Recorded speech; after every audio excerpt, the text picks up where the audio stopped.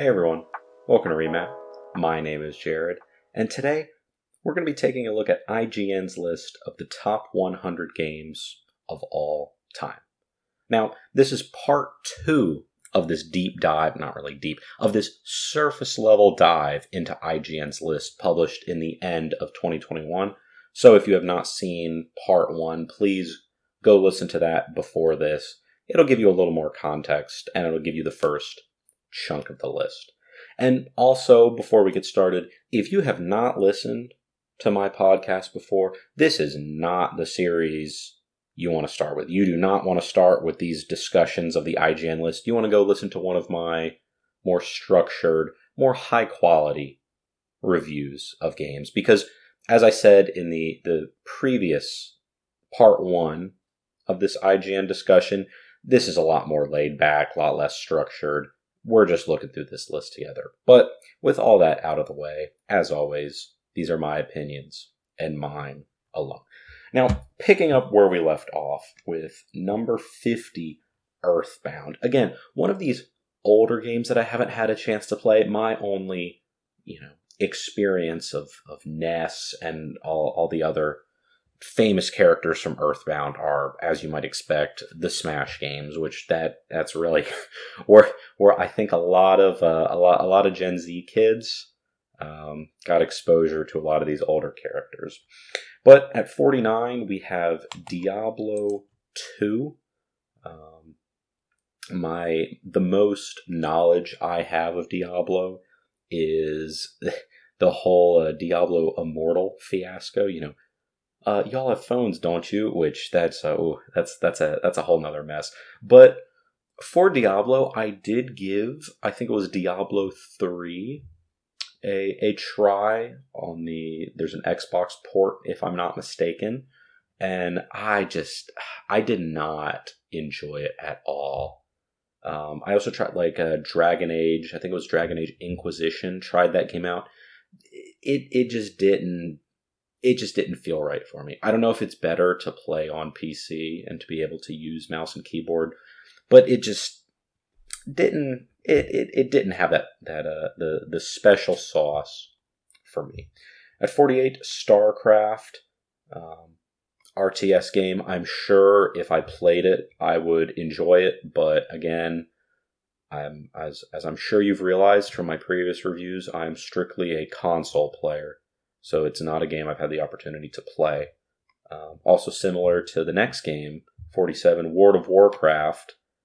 Again, I don't play on PC. There's all these great games that I've never had the chance to play. Star Wars, Knights of the Old Republic KOTOR. I'm very glad there is a couple ports of this. I know I'm going to give it a playthrough on Xbox. I was hoping, I was getting a little excited for the remake, but with news with that, I don't think that's ever going to happen. So I'm just going to have to play the old original with the old dated graphics. It's a challenge playing a lot of these old games just because, the fidelity and also the frame rate of games have advanced so much that when you get used to playing games, 60 FPS, 2K, or even 4K, playing a game that's, 720p or lower at 30 FPS or 20 FPS is just, you have to mentally get over that block to be able to enjoy the game, which is always a struggle. Fallout New Vegas, a friend of mine, this is, I think, his favorite game of all time. The only Fallout game, and I know Fallout fans are going to get pissed off with me, the only Fallout game I've played is Fallout 4, which I know is probably not the way you want to start the series, but I enjoyed Fallout 4. It's nothing special, but I had some fun with it. At 44, we have another Final Fantasy game, Final Fantasy VI. I have not done it. Again, I don't play the JRPGs unless you're Persona. You don't get that the privilege. At 43 is Pokemon Yellow. I did have a Nintendo DS and a Game Boy Advance for quite a few years. I'm still upset at younger me for selling both of them. Because, you're just like, oh, I want to buy a new game. I want to buy a new console. And the only thing to do is to sell the stuff you have. And, when you're 10 or 11, you don't think of, oh, maybe an older version of me over a decade later will like these things. No, there's no thinking ahead. I am never going to let my kids sell. If there's a Game Boy out when they're playing games, I ain't letting them sell that because I will know future them will thank me. But I did play quite a few of the Pokemon games. I had a lot of fun with Pokemon Emerald. I think I put my most hours into Heart Gold on the DS. A lot of fun. Just some great games. The formula has been getting a little stale the last few years. I'd like to try out Legends Arceus. Once it gets a little cheaper, the annoying thing with Pokemon games is those things are $60 until the end of time. And so I just end up emulating them, and then Nintendo complains about emulation. I don't understand why there's not a virtual console on Switch. I would spend like $50 to play Mario and Luigi Superstar Saga on my Switch. I would pull out my credit card the day they announced that. But for some reason, they don't give us an opportunity to play their games, and then they get upset when people emulate because no one has the original hardware to do this stuff. I mean, it's just frustrating with Nintendo with how incredible their games are, but with how just stuck in the past they act sometimes. Moving forward is Metroid Prime. If I'm not mistaken, is that the Wii Metroid? Is it? I'm gonna look this up now. Or is that the N64? I never got into Metroid. They were not my games. Again, this is a series that I was introduced through, Samus through the Smash games. Okay, it's the GameCube. Sorry, Metroid Prime on GameCube.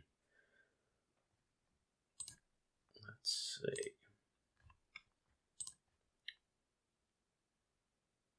And moving forward, after Metroid Prime, we have The Elder Scrolls V Skyrim. What a legacy, genre defined, whatever term you want to use. It's an incredible game. It rightfully gets a lot of praise. It also rightfully gets a lot of memes and jokes because it's been released 85 times and it's still kind of a buggy mess all these years later. But if Elder Scrolls 6 is even close to 5, it'll be a miracle. I need to go replay 5 now that I'm thinking about it. It's just such a fun, play the way you want to game. You can be a stealth archer, you can be a tanky mage, although good luck building that. Personally, I was a big fan of you had to put a lot of investment into it, but the tanky mage with the Daedric armor and the enchantments, you just had infinite destruction magic. Just a great game that you could play the way you want to. Next up is Resident Evil 4. It put a pin on it of spooky game did not play. Then we have Shadow of the Colossus. I've heard many good things about the game. Haven't had a chance to play it. If I remember correctly, I think it's a PlayStation exclusive, so that might have been why I never played it. But hopefully one day I will have the chance to play it. It's a game I'm not opposed to. Many of the games on these lists, I know I'm actually not like Metroid Prime. I'm not going to get a GameCube, sit down and play it. But Shadow of the Colossus fits into that bucket of I might actually play it. Then next we have The Last of Us Part 2. I have still not played Last of Us 1. I didn't have a PlayStation when Last of Us 1 came out. When I got my PS4, I bought it. I own it. I have not gotten to it yet. I've heard all the drama around Part 2. I have fortunately avoided, I think, all spoilers, so I'll be able to make my judgment whenever I get to it. Then at 37, we have Red Dead Redemption. Again, I think I played the first few minutes of Red Dead 1 and was like, this is not it. I've heard just great things about Red Dead 2, and I'm worried per se about playing 2 without playing 1, but I know that 2 is a prequel, so I should just be able to play 2 without having to worry about it. I don't know why I never got into the Red Dead games. I think the time sink always worried me a little bit, but we'll see if a review for it happens at some point. Then we have Metal Gear Solid. Again, Solid Snake. Get introduced to him in the Smash games. Then we have Civ 4. I've tried out a couple of the Civ games. I think 5 and maybe 6. The amount of content you have to absorb and learn just to be able to play a casual game of Civilization is just too much for me. I'll be the first to admit, I want to be able to sit down and have just a fun gaming experience from the get-go. If I have to spend probably a dozen or more hours just learning mechanics, it's going to be really hard for me to get into it. At 34 is Ocarina of Time. Unfortunately, it is before my time. At 33 is Minecraft. I am not going to say a single bad thing about Minecraft. I think my childhood, as was many people, it was shaped by Minecraft. Not necessarily the game, but by the Minecraft YouTube content scene. That prime, I don't know, like 2012 to 2014 range where it was a great time. There was some great Minecraft content out there, and I ate it. I'll be the first to admit, I ate it all up. And it doesn't hurt that the game is a lot of fun. Now, I do have, whenever I'm playing Minecraft, it's sort of that one rush of playing Minecraft and then getting burnt out. So every 2 years I'll sit down, I'll spend 2 weeks straight of playing Minecraft, beat the Ender Dragon, get my whole little mini base set up, get kitted, and then I just put it down. I haven't really sat on one world for many years building it up. It's sort of a Minecraft in spurts. And at 32 is Halo Combat Evolved. This is one of the oldest games that I did play on the original Xbox. A lot of fun. It's funny, you play these games as a child and you remember them looking absolutely incredible, like lifelike, and then you go back and play them and you're like, oh, this is tough. I remember that happened with me with Crysis 3. I always remembered Crysis 3 on the 360 being the just most incredible, hyper-realistic game I've ever seen in my life. Then I went back to, I noticed I had it still, and I logged in just to see how it looked about a year ago, and I was like, man, this does not look as nice as I remember it. And so I'm kind of scared of playing some of these older games because I know they're not going to look as good as I remember them. And at 31, we have Half-Life, PC game, didn't play. 30, I'm not even going to read the title. I'm just going to say JRPG and move on. It's Final Fantasy XIV, if you were wondering. Can't do those JRPGs. Then at 29, we have Doom, the original. As you probably would expect, I never played the original. However, Doom 2016 and Doom Eternal I did play through. And I had a lot of fun with those games. Doom Eternal, I thought, fans that have played Doom and Doom Eternal, I think everyone picks one of them as their favorite just because they're so different. I thought Doom Eternal was so much better than Doom. I cannot play Doom 2016 now just because of how good, in my opinion, Doom Eternal is. I just loved that faster pace to the combat. And at 28 is Tetris, a little puzzle game. You're not going to catch me playing Tetris. 27 is Metal Gear Solid 3 Snake Eater. I think there was a Metal Gear Solid collection on Xbox, and I'm going to look this up right now.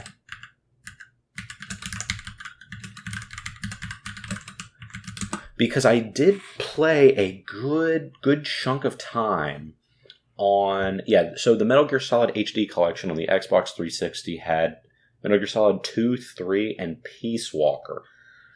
I don't remember. I think it was Peace Walker. I played a few hours of Peace Walker and had some fun with it.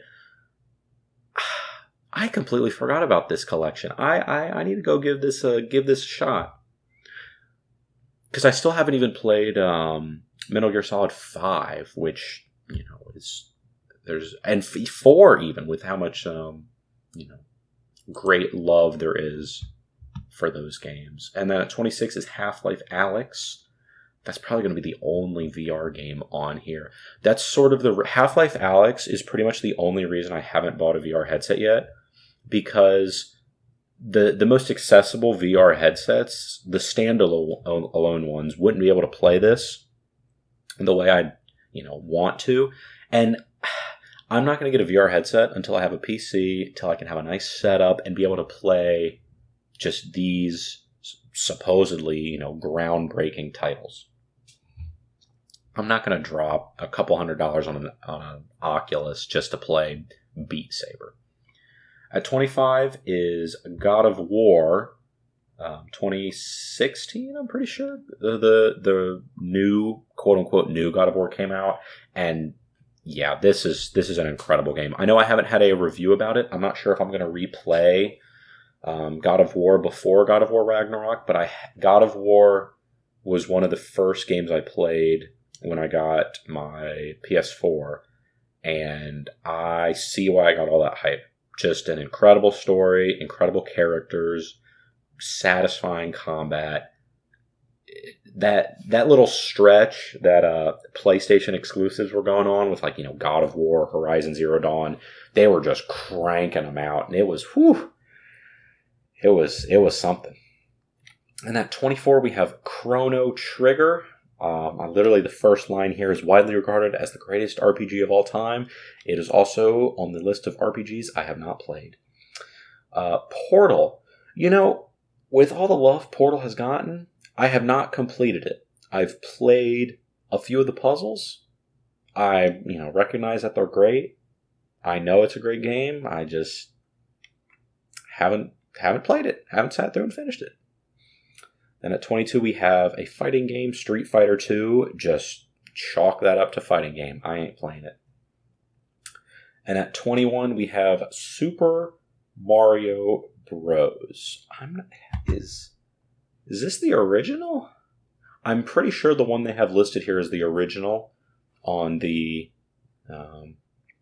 NES. Obviously, I have not played it. But I know I stated in part 1 of this, I did play a ton of Super Mario World on the Game Boy Advance. And I'm not going to say anything bad about Mario. I really hope Galaxy, and I'm expecting Galaxy to be in this top 20. Now that we're getting in the top 20, I'm expecting to see a lot more classic Nintendo. But man, Mario Galaxy, Mario Kart, Mario and Luigi Superstar Saga. There's just some great Mario games out there. And at 20 is Undertale. Beyond the memes, I've heard it is incredible. Looking forward to playing it at some point. At 19 is Bloodborne. I'm going to be honest, I don't know why the heck this game is at 19. I don't know if I misread the criteria of this list. I need to go look at it at the end, because this list is kind of all over the place.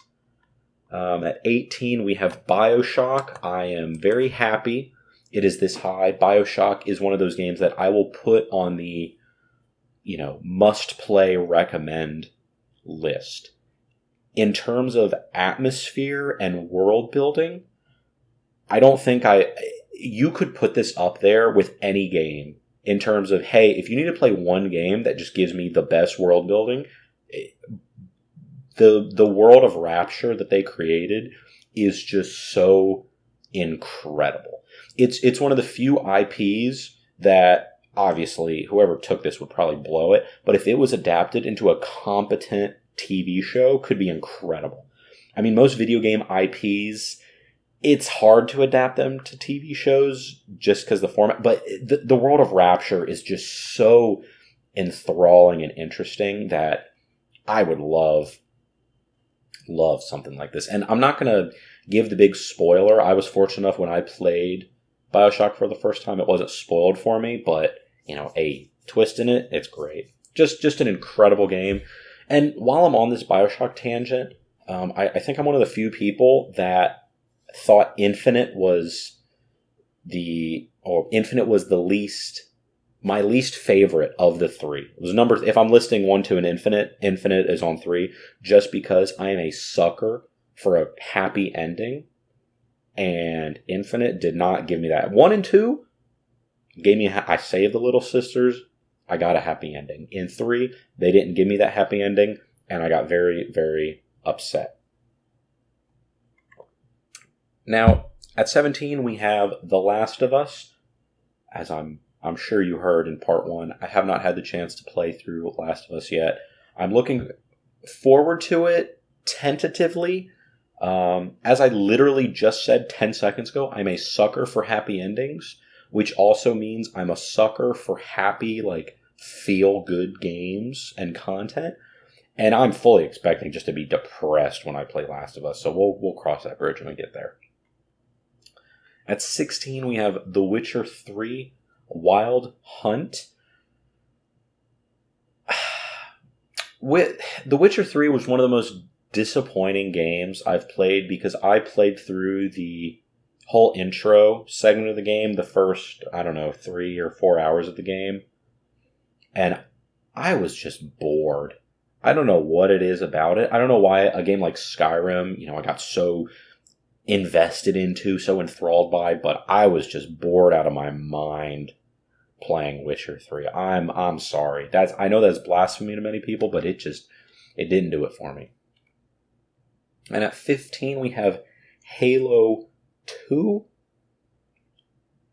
In full honesty, I do not remember a lick of this game, but I remember that I liked it, so it's getting a thumbs up for me. At 14, we have Castlevania Symphony of the Night. Have not played any of the Castlevania series, and I'll leave it at that. At 13, we have Hades. I'm going to be honest, I am shocked to see... I know Hades is great. I know it was widely acclaimed as an incredible roguelike, but 13? Really? That's a little shocking. At 12, we have GTA 5. Not a surprise to me. Again, not into the GTA games, but I recognize that GTA 5 was a industry-defining and just great game. All the games in the top of this list are great games. I'm not arguing with that. And 11 is Super Mario Bros. 3, one of the older Mario games. Again, haven't played. Man, I haven't played a lot of games in this top 15. Does this make me I might need to expand my horizons, because at 10, Disco Elysium.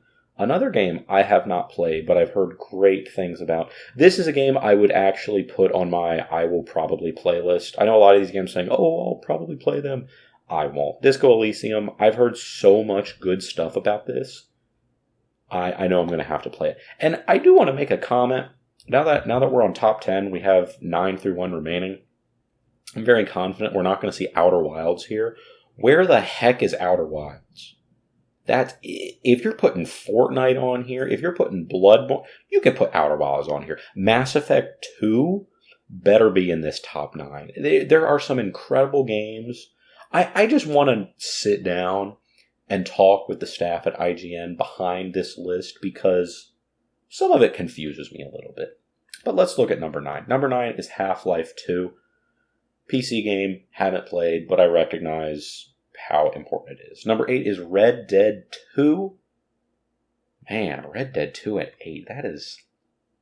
That's high up.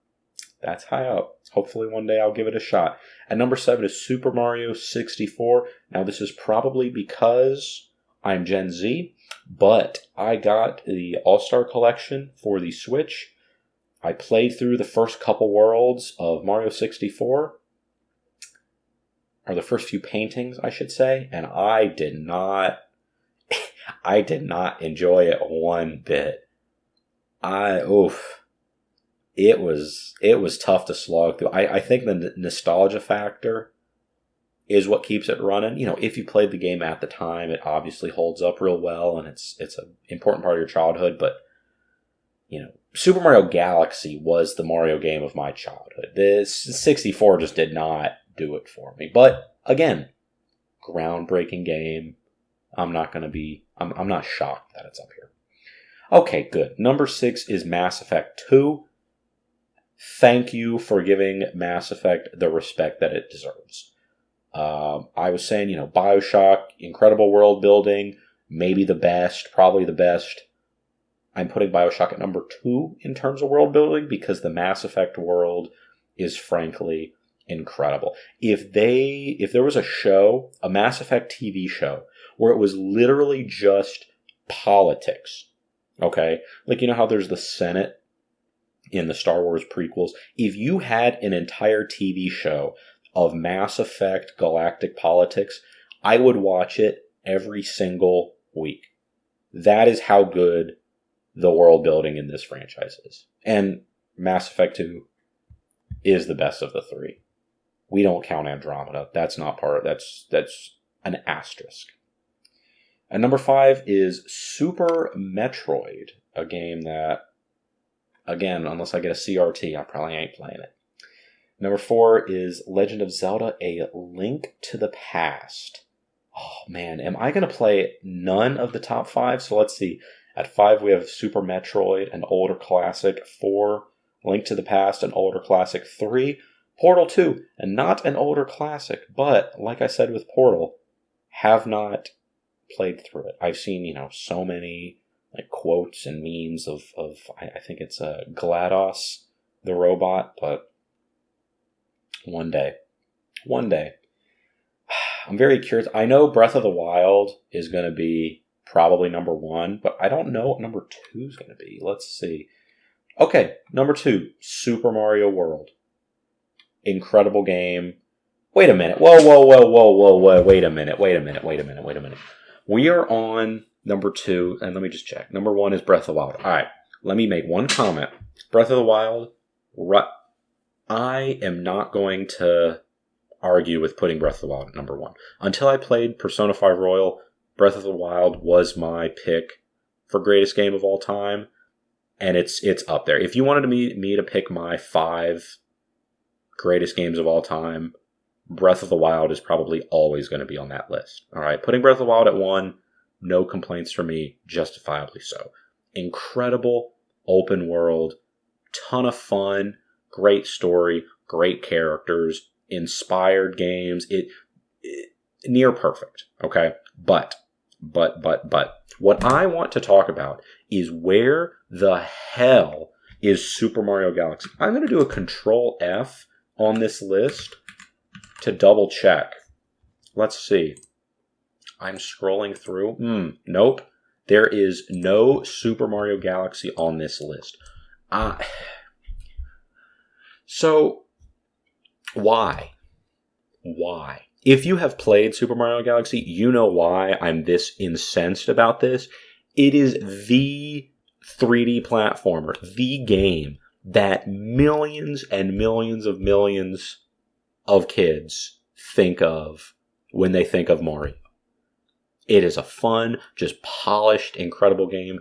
And this list, to me, at times, it made sense. Okay, you're putting some Half-Life up high. You're putting Halo, Mass Effect, Doom.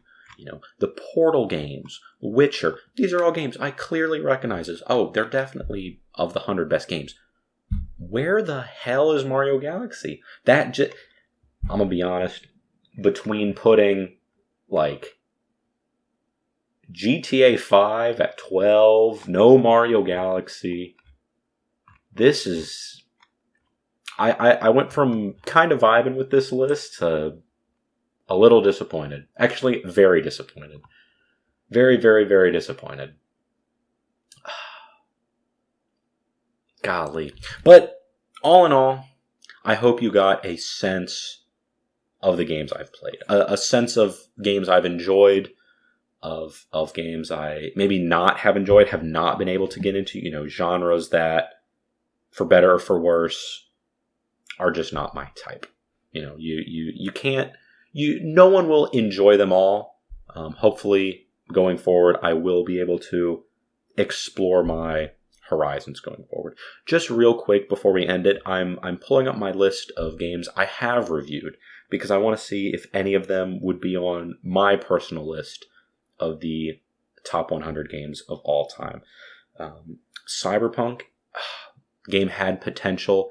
Unfortunately, it didn't meet the cut.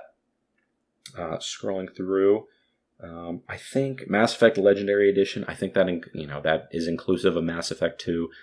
If you want to treat the Legendary Edition as a whole, that is a easy, top 15, top 10 game of all time. If you're just picking Mass Effect 2, probably top 5.